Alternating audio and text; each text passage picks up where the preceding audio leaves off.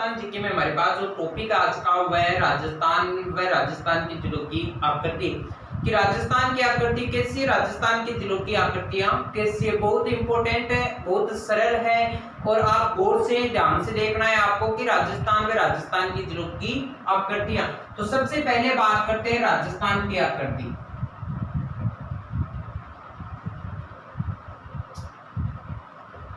राजस्थान की आकृति की बात करें, राजस्थान आपको कैसा दिखाई देता है तो आराम से देख लेना मैप में, राजस्थान आपको पतंग के समान दिखाई देगा। तो राजस्थान की आकृति होगी पतंगाकार। राजस्थान की आकृति कैसी है, पतंगाकार। पतंगाकार के साथ साथ हम कह सकते हैं राजस्थान की आकृति विषम कोणीय चतुर्भुजाकार है।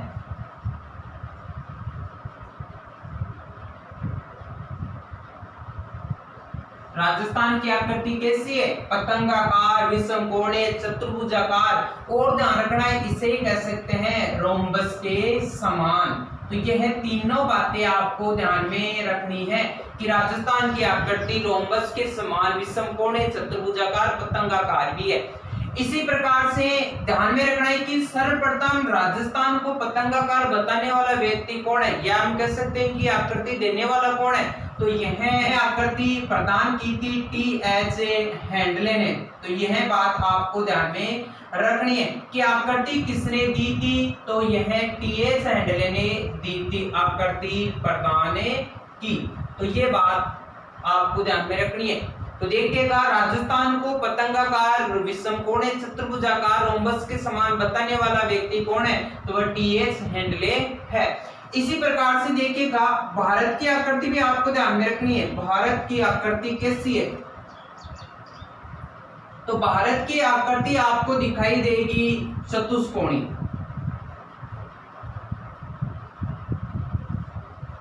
चतुष्कोणीय ध्यान रखना है कि भारत की आकृति यह किसने दी थी, यह जेम्स रेनल ने दी थी। तो ये तीन बातें आपको ध्यान में रखनी है कि राजस्थान की आकृति कैसी है, पतंगाकार, भारत की आकृति कैसी है, चतुष्कोणीय, राजस्थान की आकृति देने वाला कौन है, टी.एच. हैंडले, भारत की आकृति देने वाला कौन है, जेम्स रेनल। अब रही बात हमारी राजस्थान के जिलों की आकृतियां, वो भी बहुत इंपॉर्टेंट है, गौर से ध्यान से बोर्ड पर देखते रहना और साथ के साथ याद करते रहना।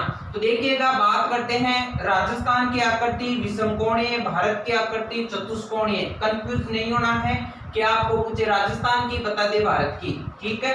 तो ये भी नहीं करना है, आपको अच्छी तरीके से ध्यान में रखना है कि राजस्थान की आकृति विषम कोणीय है और भारत की आकृति चतुष्कोणीय है। अब आगे बात करते हैं राजस्थान के जिलों की आकृतियां। तो देखिएगा सबसे पहले बात करते हैं आकृतियों में, जैसे जयपुर की। जयपुर की आकृति यदि हम गौर से मैप को देखें तो ये दिखाई देती है पानी पीने की सुराही के समान। तो याद रख लेना आकृति कैसी है, पानी पीने की सुराही के समान।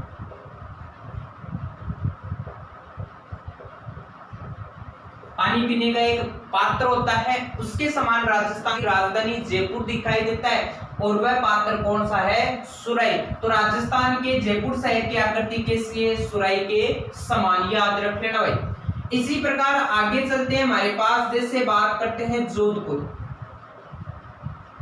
जोधपुर शहर की आकृति कैसी है, तो जोधपुर की मयूराकार। राजस्थान के जोधपुर शहर की आकृति कैसी है, मयूराकार है। और एक चीज ध्यान रखना है कि जोधपुर में स्थित है मेहरानगढ़ दुर्ग की आकृति भी कैसी है, मयूराकार है और इसी कारण उस दुर्ग को मयूर ध्वज गढ़ के नाम से जाना जाता है। तो ये बात भी आपको ध्यान में रखनी है कि राजस्थान का वह दुर्ग जिसकी आकृति मयूराकार है तो वह मेहरानगढ़ दुर्ग होगा। वह राजस्थान का जिला जिसकी आकृति मयूराकार है, मोर के समान है, तो वह होगा आपका जोधपुर जिला। अब आगे बात करते हैं कि राजस्थान का जो जैसलमेर शहर है उसकी आकृति कैसी है, जैसलमेर। जैसलमेर की आकृति हमें दिखाई देगी 7 भुजाओं वाले अनियमित बहुभुज के समान।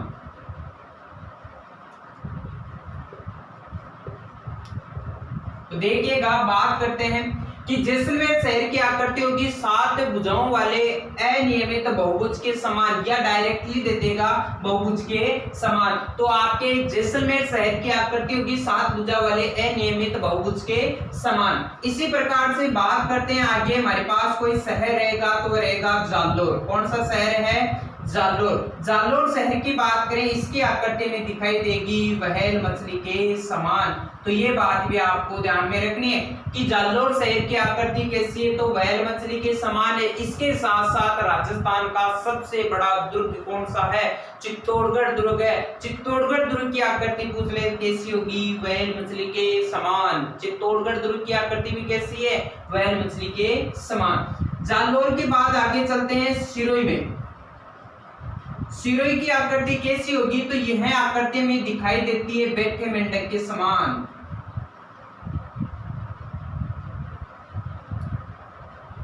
तो बताओ सिरोही जिले की आकृति कैसी होगी? बैठे मेंढक के समान। इसी प्रकार सिरोही के नीचे चलते हैं उदयपुर शहर। उदयपुर शहर की बात करें, इसकी आकृति कैसी है? तो ऑस्ट्रेलिया के समान। कैसी है? ऑस्ट्रेलिया के समान। तो क्वेश्चन पूछेगा कि निम्नलिखित में से राजस्थान का वह जिला जिसकी आकृति ऑस्ट्रेलिया के समान है, तो वह कौन सा होगा? उदयपुर जिला। इसी प्रकार आगे चलते हैं राजसमंद। बहुत इंपॉर्टेंट। राजसमंद की आकृति कैसी है? तो राजसमंद की आकृति तिलक के समान है। तो राजसमंद की आकृति कैसी हो जाएगी? तिलक के समान। इसी प्रकार आगे चलते हैं, हमारे पास है जैसे भीलवाड़ा। भीलवाड़ा शहर की आकृति कैसी है? भीलवाड़ा की याद रखना आयताकार है। कैसी है? आयताकार। भीलवाड़ा की आकृति आयताकार। भीलवाड़ा की आकृति आयताकार। इस प्रकार से आपको ज्ञात करना है। अब देखिए आगे चलते हैं, हमारे पास और कौन से जिले हैं? चित्तौड़गढ़। चित्तौड़गढ़ की 2 आकृति आपको ध्यान में रखनी है, क्योंकि चित्तौड़गढ़ राजस्थान का ऐसा जिला है जो टूटा हुआ है, खंडित माना जाता है। वैसे राजस्थान में 2 जिले हैं जो खंडित टूटे हुए माने जाते हैं। एक तो अजमेर है, अजमेर से टूटा हुआ भाग है टोडगढ़ रावली। ठीक है। इसके बाद चित्तौड़गढ़ की बात करते हैं। चित्तौड़गढ़ के 2 टूटे हुए अंग जो माने जाते हैं वह राउतपाटा और भैंसरोडगढ़। ये दोनों आपको ध्यान में रखने हैं। तो चित्तौड़गढ़ की आकृति 2 तरीके से याद रखनी है। एक तो मुख्य आकृति, यानी कि मुख्य भाग की आकृति वह कैसी है? तो इल्ली के समान। इल्ली सभी जानते हैं।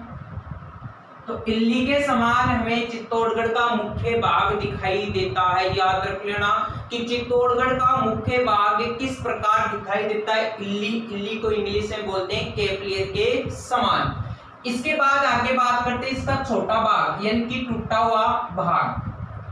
टूटा हुआ भाग दिखाई देगा घोड़े की नाल के समान।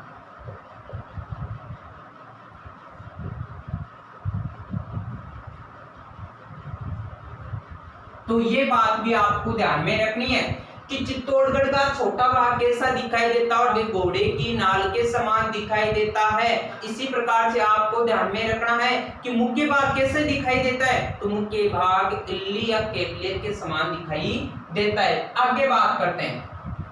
आगे हमारे पास है जैसे 12 की बात करें तो 12 की आकृति बंदूक या पिस्तौल के समान आपको दिखाई देगी। तो ध्यान रखना है पिस्तौल नुमा।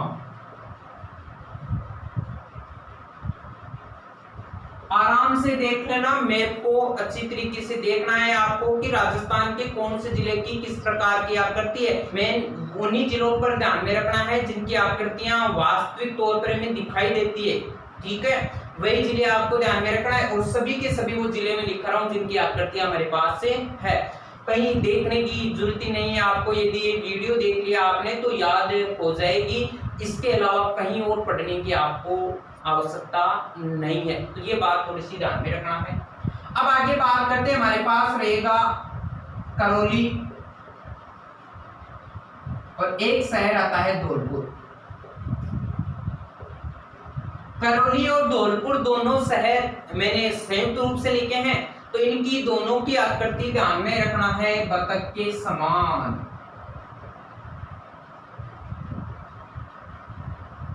तो यहां से क्वेश्चन इस प्रकार से पूछा जा सकता है। कि राजस्थान के वे जिले जो बतख के समान दिखाई देते हैं, तो करौली धौलपुर होगा।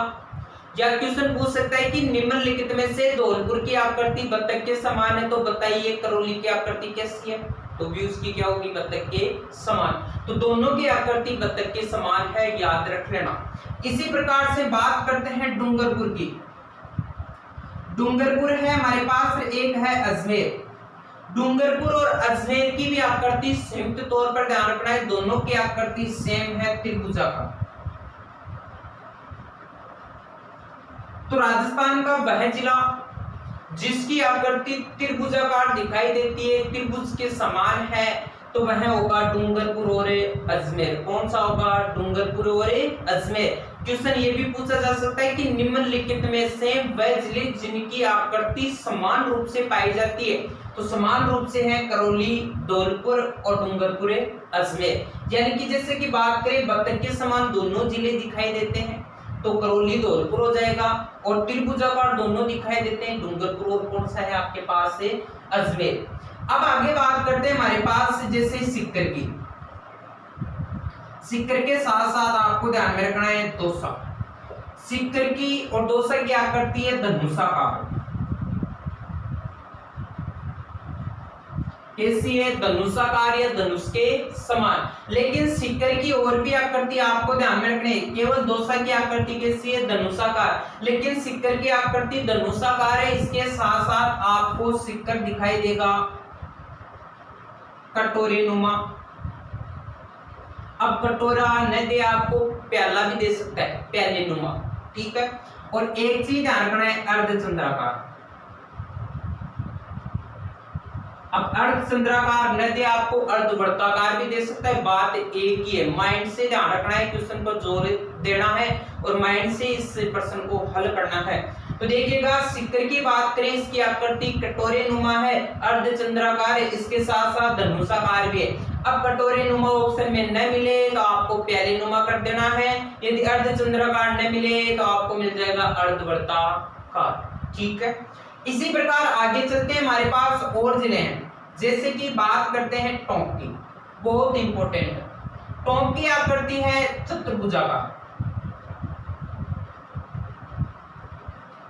टोंक की आकृति कैसी है, चतुर्भुजाकार। और टोंक ऐसा जिला है राजस्थान का जिसकी आकृति राजस्थान के समान दिखाई देती है, तो इसकी आकृति कैसी है, राजस्थान के समान।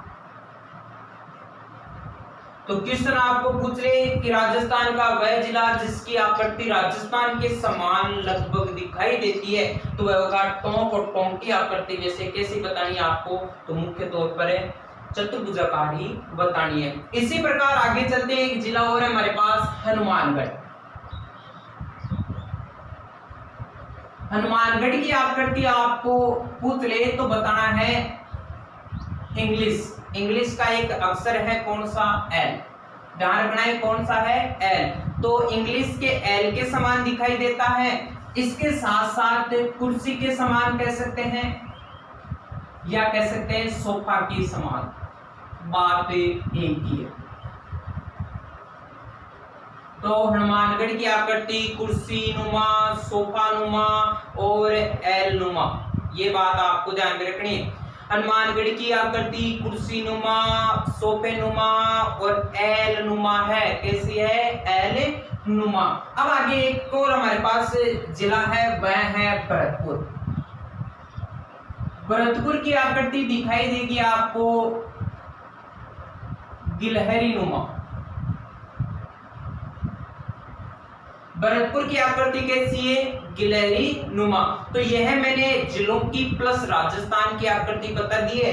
इतने सारे ये जिले हैं, इनकी आकृतियां आपको याद रखनी कि कौन से जिले की आकृति किस प्रकार की है। यदि यह वीडियो आपने देख लिया और एक बार इन जिलों की आकृतियां याद कर ली, तो कोई सा भी एग्जाम दो, उसमें यदि आकृतियों से संबंधित कोई प्रश्न आता है तो गलत होने का चांस नहीं रहेगा, ये मैं गारंटी के साथ कह रहा हूँ। और यदि यह आकृति आपने पढ़ ली है तो किसी और बुक में आपको पढ़ने की आवश्यकता नहीं, एक बार इस वीडियो को देख लेना और इसके साथ साथ अपनी नोटबुक में उतार लेना ताकि हमें अच्छी तरीके से इन्हें याद कर सके। तो ये मेरा तो कहना यही है कि यह वीडियो पसंद आए तो लाइक शेयर कमेंट जरूर करना और चैनल को सब्सक्राइब भी कर लेना ताकि आने वाले वीडियो आपको जल्द से जल्द प्राप्त हो सके। तो आज के लिए बस इतना ही, धन्यवाद।